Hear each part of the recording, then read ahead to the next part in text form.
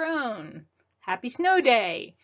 Hope you're staying warm and staying inside, and we're gonna just have some time together here. I'll be recording this presentation. It's pretty much the lecture I would have given in class if we'd have class. In the middle of the lecture, there'll be a place for you to pause this presentation and work on the worksheet,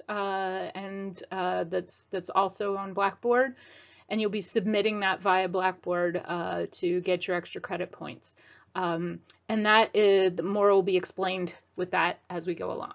All right, so let's get ready and talk about state constitutions. In order to talk about state constitutions, we really need to start with thinking about why do we have constitutions in general? What is the purpose of a constitution? And here we're talking about in a democratic society. Certainly constitutions in authoritarian governments serve a different purpose, but in a democratic free society, they serve the purpose of creating what's called fundamental law. And fundamental law is a set of laws. That's what a constitution is. It's a set of laws that set up the system for the government. What's the government going to look like? Who are the players going to be? How are the institutions of government going to interact with each other? What's going to be a legal way or an appropriate way to actually make laws and create policies in this system. And as such, fundamental law, the first thing that it does, and this is the most important purpose of a constitution, is that it limits the power of the government. By granting power, it also says this much power and no more. So it provides a limit to that. It creates a system for lawmaking, and it sets up the rules of the game of any kind of a political system for a government. In other words, it says, here's how elections are going to happen. Here's how legislation is going to get made. Here's the role of the judiciary. Here is, how civil liberties will be protected. And that's what we can call sort of the rules of the game. In the United States, we have a system of dual constitutionalism. And dual constitutionalism means that everybody in the United States is actually subject to two constitutions, not just one.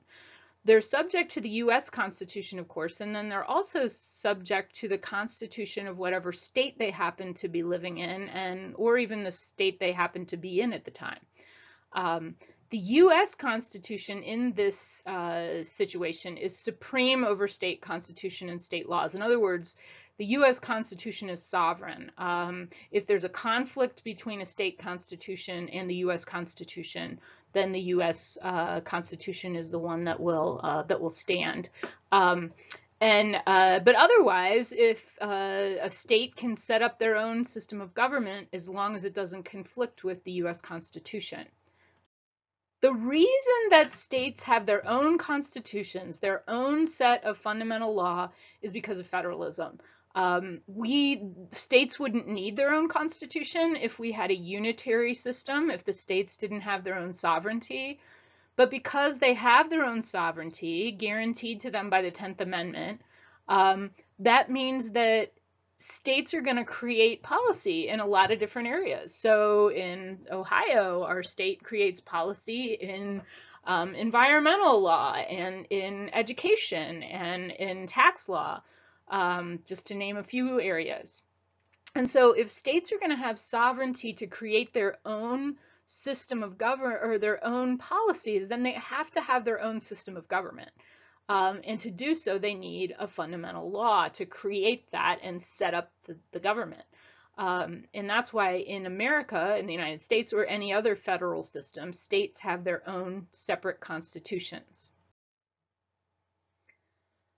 So one of the things that's interesting about this system of dual constitutionalism is that we can compare state constitutions with each other, because there's 50 of them. And then we can also compare them with the U.S. Constitution.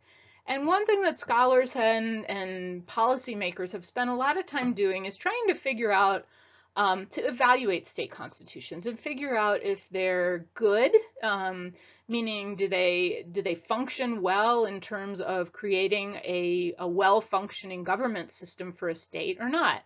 And with comparisons, we can say good versus bad, which ones are better, and that often comes out of this process. In general, the answer to the question how good are state constitutions is that they've got a lot of problems with them.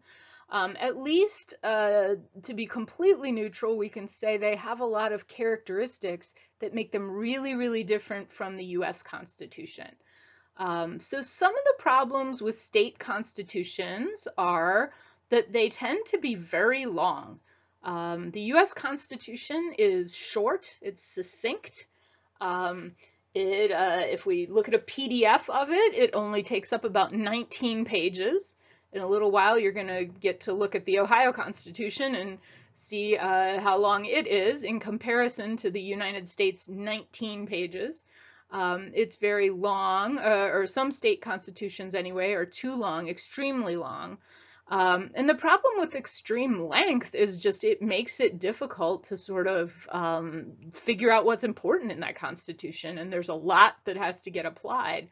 And as you can imagine, a lot of things kind of fall through the cracks when you've got a really long document like that. It's very easy to amend most state constitutions in contrast to the US Constitution.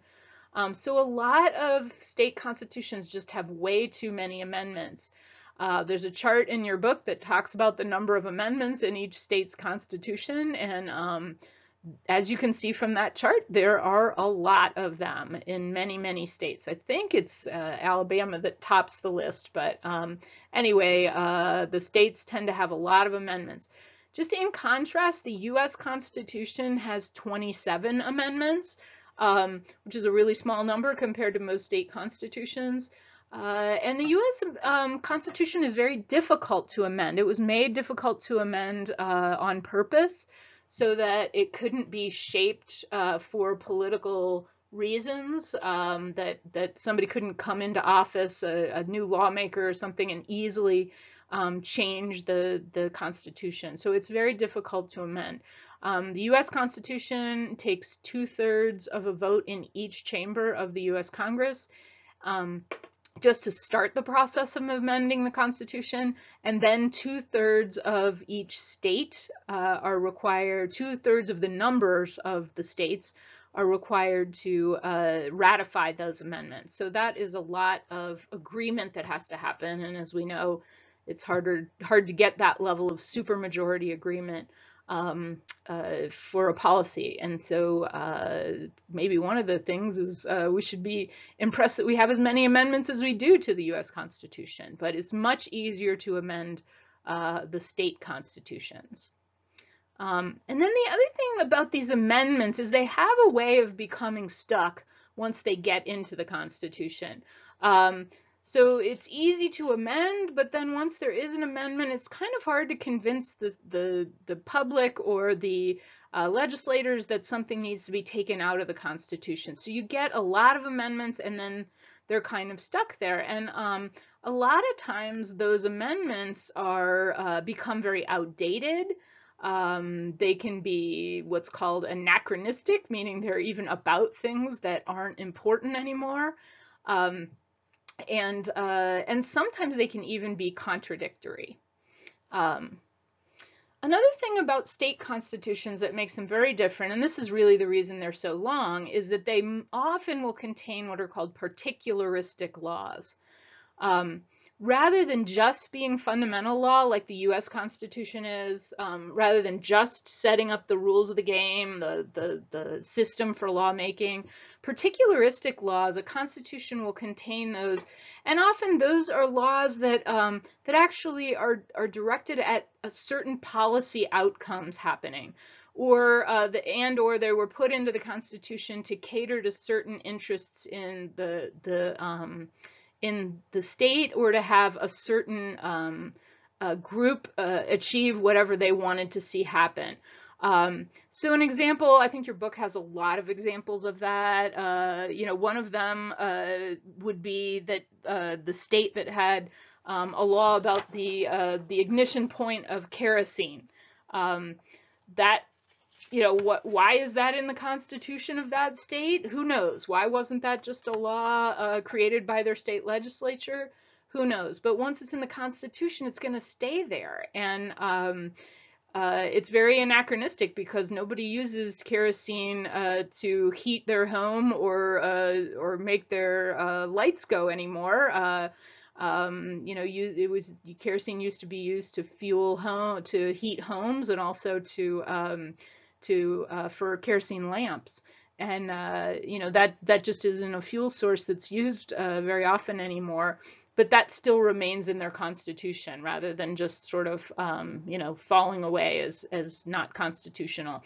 And sometimes those particularistic laws can actually contradict each other. This actually happens quite often with amendments to a constitution. For example, one year Ohio actually had two different marijuana legalization amendments proposed to the voters. And the voters were voting on these two different constitutional amendments, which contradicted each other. And if both of them had passed, we would have ended up with contradictory law in the Constitution that would have had to be resolved by the Supreme Court, the state Supreme Court. That actually all happened. It did happen in California. One year in California, voters voted to amend the Constitution in California, both to outlaw property tax increases and to increase property taxes, all at the same time. And if, there are not any legislatures that pass contradictory legislation at the same time because it's the same people voting on them. Lawmakers tend to be better at figuring those things out and not voting in a contradictory manner. So the contradictory nature of particularistic laws in constitutions, the anachronisms, the times when things are just really outdated. Another thing that happens in state constitutions is they usually take up pages and pages talking about which elected offices there will be and which local governments, naming and officially recognizing lots and lots of local governments. And the problem here is that the state constitutions just get really long and unwieldy, and it makes it very difficult to change an elected office. There may still be on the books in some states an elected office for something like county coroner. We actually have that in Ohio. That kind of takes away from the effectiveness of the Constitution.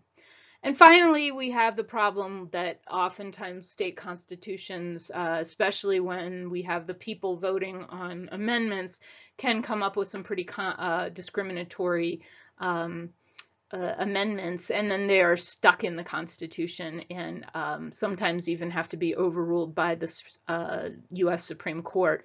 That was the case with the gay marriage rule in Ohio, which was an amendment to the Constitution that voters put in place in 2004. So, whether you see length and easy to amend and particularistic law as a problem or not depends on, kind of your perspective and your point of view. Next class we'll probably talk a little bit about some arguments that, hey, it might not be such a bad thing.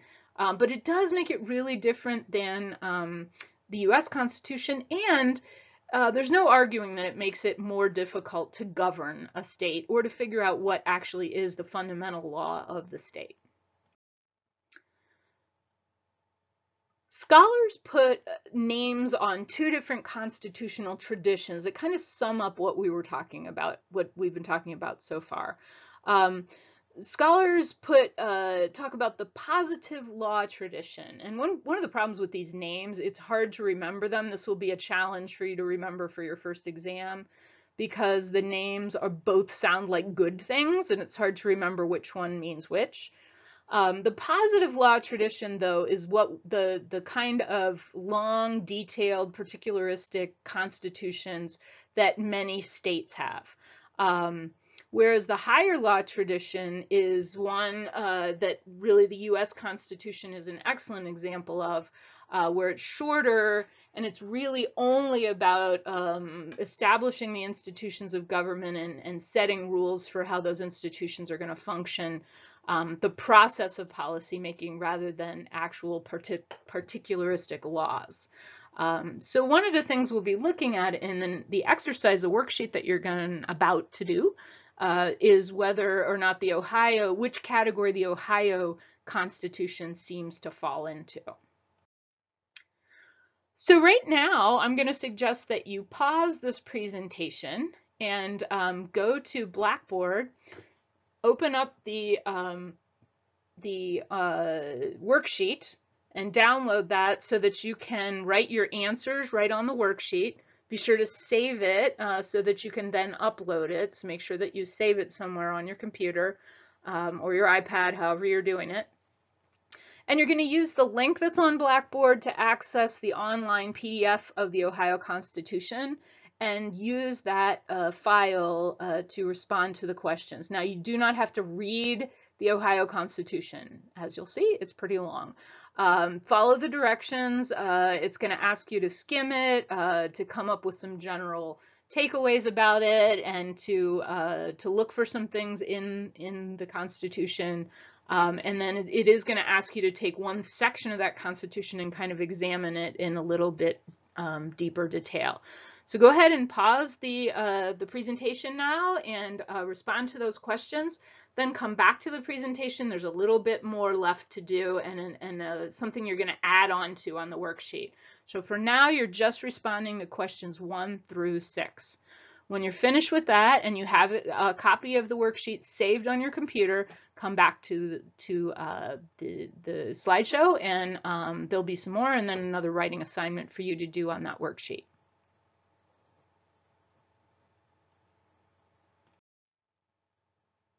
Welcome back. So I hope you had fun looking stuff up about the Ohio Constitution. I hope you have a better understanding of it. In our next class, we'll be doing a state group activity where you'll be able to look at your own state, whichever state you're researching.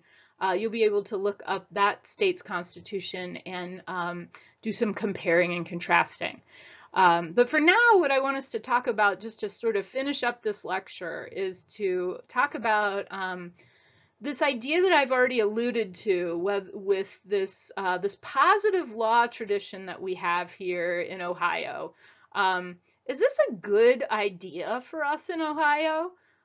Is it a good idea for any state in general to have a constitution like that? There's arguments to be made on either side. One argument might be we should try to fix the Constitution, maybe make it simpler or more clear, or more like the US Constitution. Come to think of it, is this something that we should consider for all constitutions? There has been a movement in the United States that's been popular at different times throughout our history that tried to get states to reconsider their constitutions on a regular basis. In fact, Thomas Jefferson was a strong proponent of this. Now, you'll remember that federalism was an invention of the U.S. as democracy. So there was not any federalism before we got to the United States democracy. And so in 1789, we kind of invented this new system. And Thomas Jefferson thought that he realized each state would have a constitution. That actually turned out to be a requirement to be admitted to the Union, that the state had to have a constitution. It's a fundamental law for its state. And Jefferson really felt like that these constitutions should be open to change, and that what he considered to be a generation, that every 20 years or so, the voters, the citizens in the state, ought to be able to change their style of government and make things different if they wanted to. And his suggestion about that 20 years or so actually got put into adopted the Ohio Constitution in 1912. Next time in class, we'll find out why the early 1900s were a time when a lot of states were revising their constitutions. And in 1912, Ohio had a new constitutional convention to get rid of their old constitution and create a new one, which they did. It really was more of a revision than it was an absolute rewriting, but they significantly changed the Ohio Constitution. And one of the things that they did at that convention was require that every 20 years voters would be asked whether they wanted to call a constitutional convention. And so that has happened every 20 years since then. For the last 40 years, so it has happened twice since I've been living in Ohio. The voters have been asked, and the voters have defeated it by a fairly large margin. So most Ohioans in 2012, as you can see, were not particularly interested in calling a new constitutional convention. But I'd like to open this up to you guys now.